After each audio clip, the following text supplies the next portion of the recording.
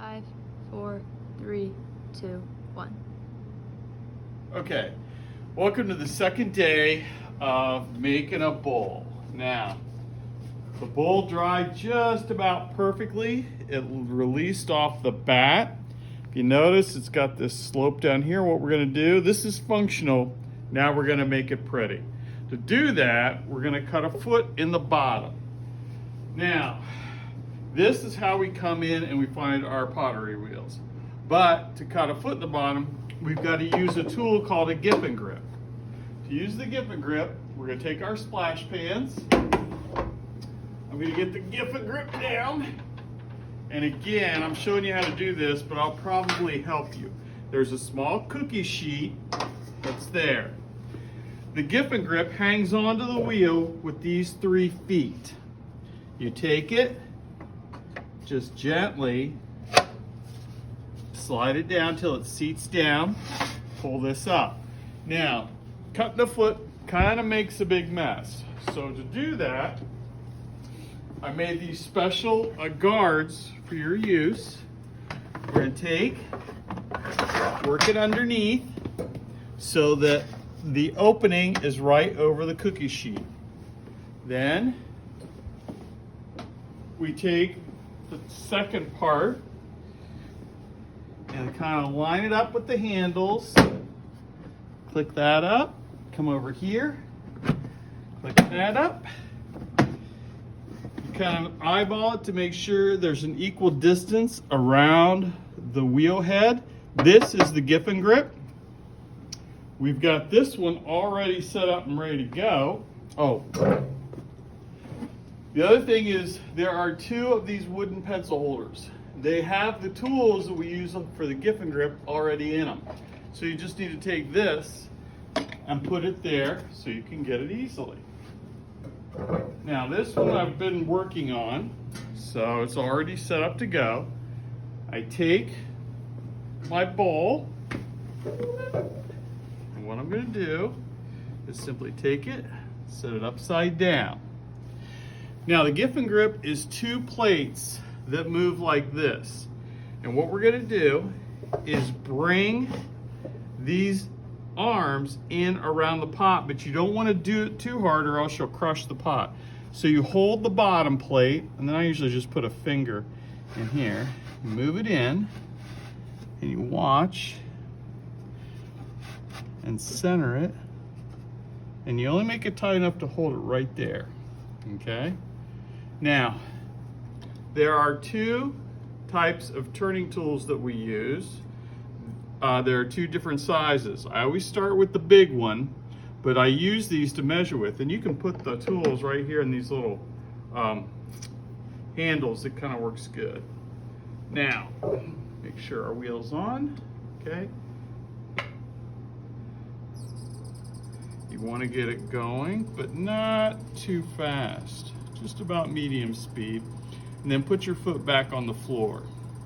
Now the first line we're going to cut is the outside line of the foot. So I come in here, hold my tool like a pencil, and I use my second hand to steady it. My elbows are on my knees just like this. I come in, decide about where it is, and that is the outside of my foot. The rest of this I'm going to take away. I do that by coming in here, and I'm just going to rotate the tool to trim this down, and I want to blend the curve of the pot to the base of the foot. Now how far down do you go for the base of the foot? For a small pot like this, I'm going to go down about that far. So let's see how that works.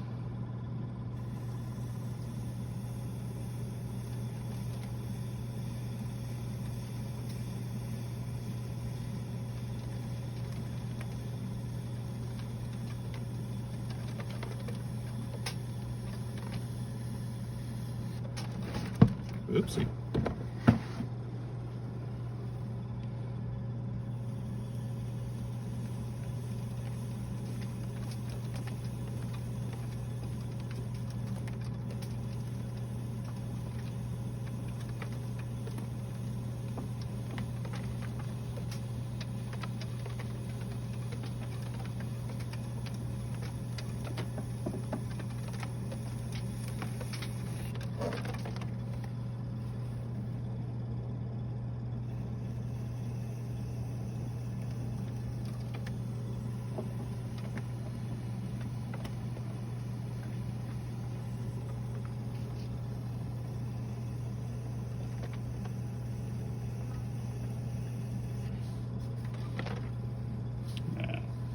check the depth real quick. If you notice, just a little bit more, because we want it to be that deep.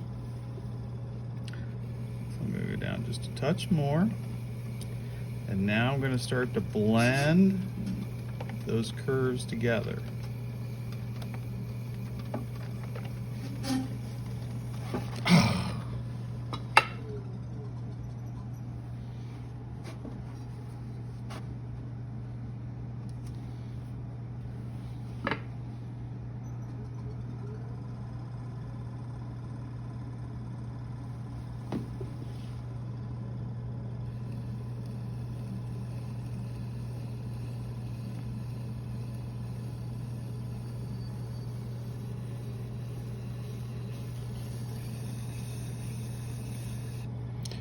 Now to straighten this edge up, I'm just going to come in here.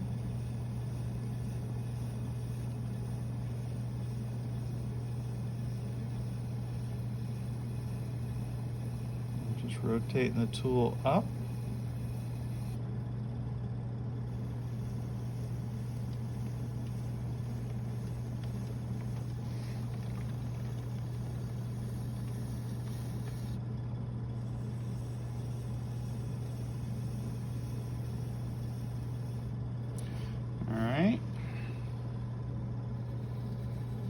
Outside.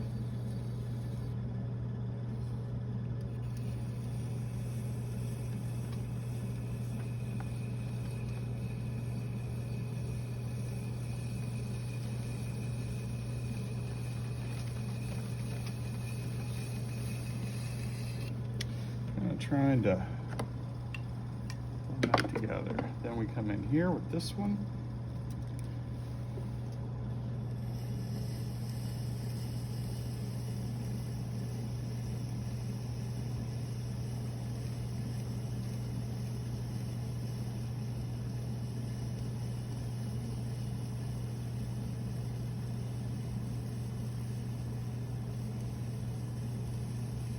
Then what I'm going to do is come up here on top and just take a little off of here. The reason I'm doing that is the glaze, our glazes are designed to run, and as they run down, this line will stop that glaze from fusing the pot to the kiln shelf.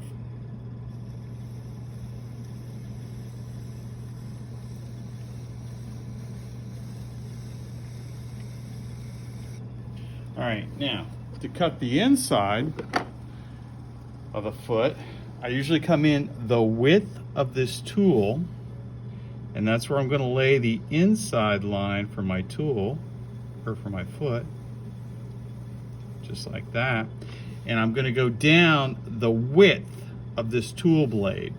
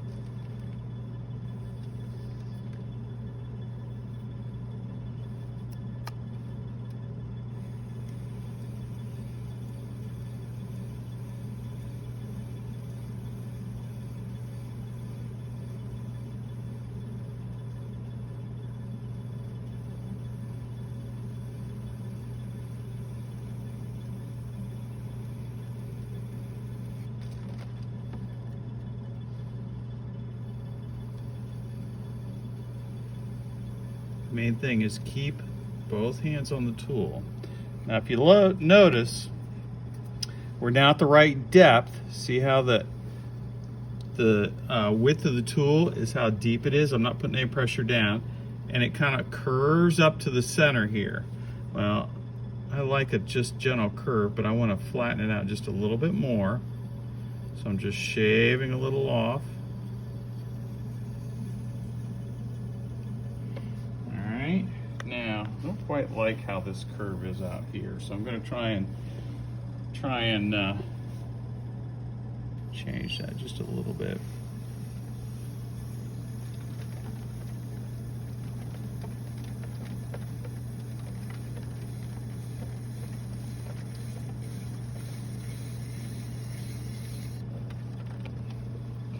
See, what I'm doing is looking at this curve right here.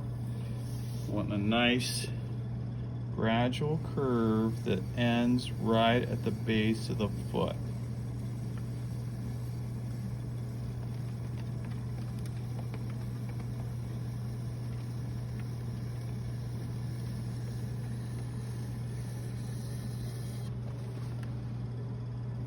Not bad. Now I want to straighten up my side of my foot just a little bit so it looks nice, and more importantly, so it stops the glaze.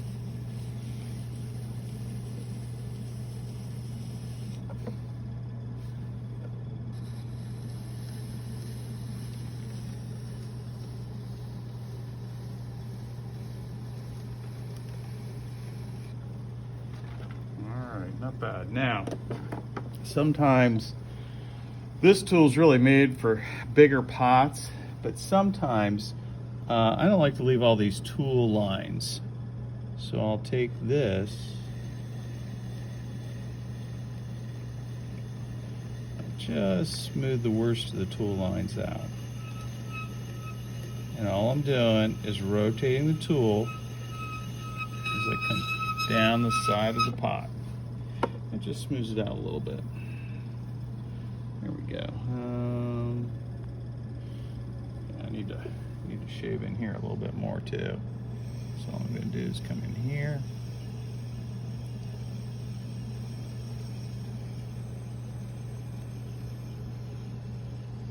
Because I do like a nice gentle curve in the center, but don't want that center too far down.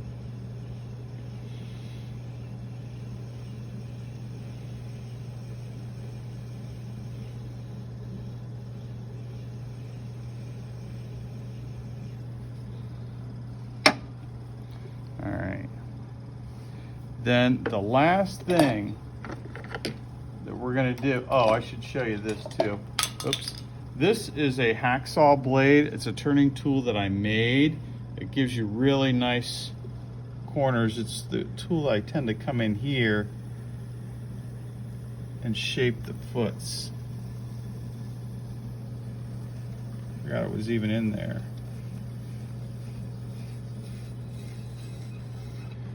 Alright, that looks pretty good. I'm just cleaning up the edges a little bit.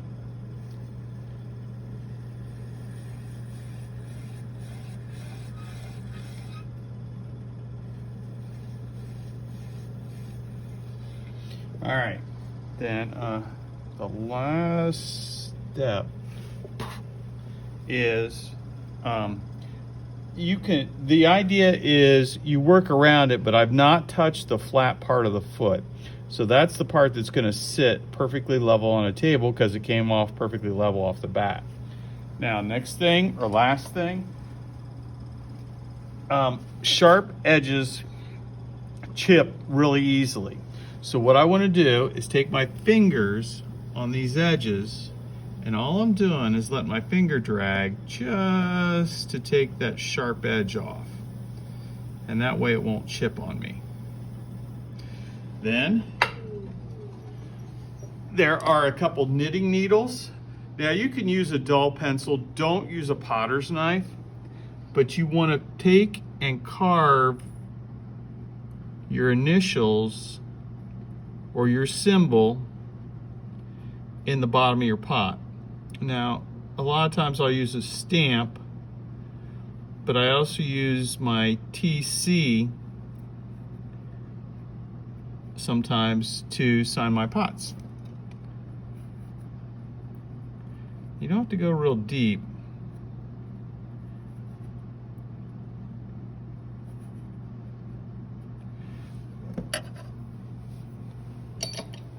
And then to get it off, all I do is hold the bottom, take it off, just dust off this stuff. Now the rest of this I'll let dry before I take it off. And then if you compare that to what we started with, makes it a lot more professional looking. And then the true test is you bring it over here, set it on the table, and you see how nice it looks sitting there with the foot flat. And it's got that little ring, the glaze will go right down to there. Now, we're gonna take it, it's signed. I take it back here. And I'm just gonna put it up on the drying rack to dry, to be fired. Then to clean up, and we clean up every period, you just reverse the process that you did to get it here. So got all this crap here on the wheel, throws it off. Next, I take Giffen grip off, I bring it over here above the water, and I empty all of those chips into the water.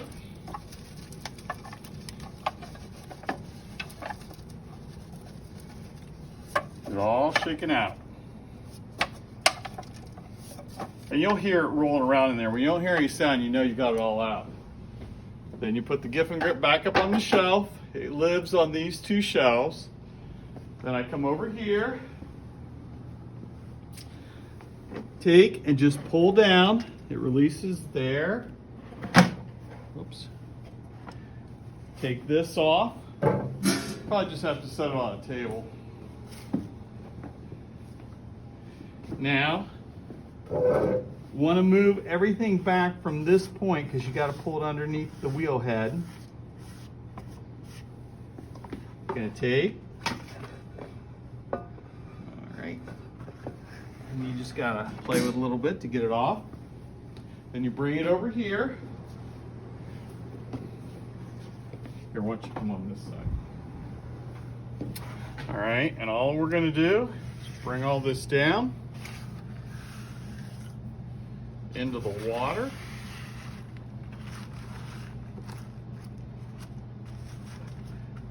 Get the most of it in here.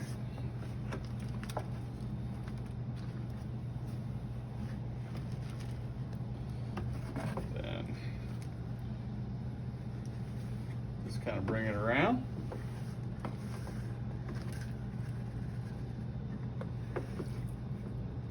Into the water. If it's really dusty,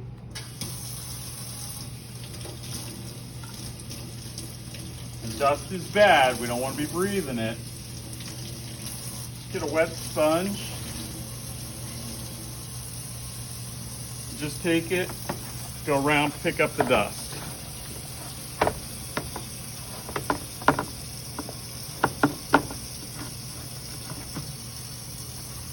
Just like that.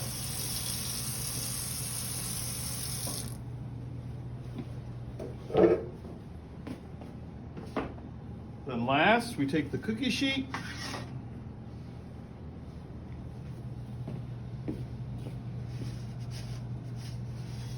take it, put it in there. If it's dusty, just take the sponge, go over it. Then you either put the splash pans back. Oh, I forgot to say, when you're not using the splash pans, either put them up there or up here. Now, we tend to find that once, about a month into throwing, when people start finishing pots that are worth keeping, these two wheels the Giffen grips tend to live on them. It's just kind of the thing, because we'll have 3-4 kids go through a period tooling the bottoms of their pots or whatever they make. So you'll tool the bottom of bowls, plates, some flower pots. You won't tool the bottom of your mugs. There's a different way to finish those bottoms. And that's how you cut a foot in a pot. What was it?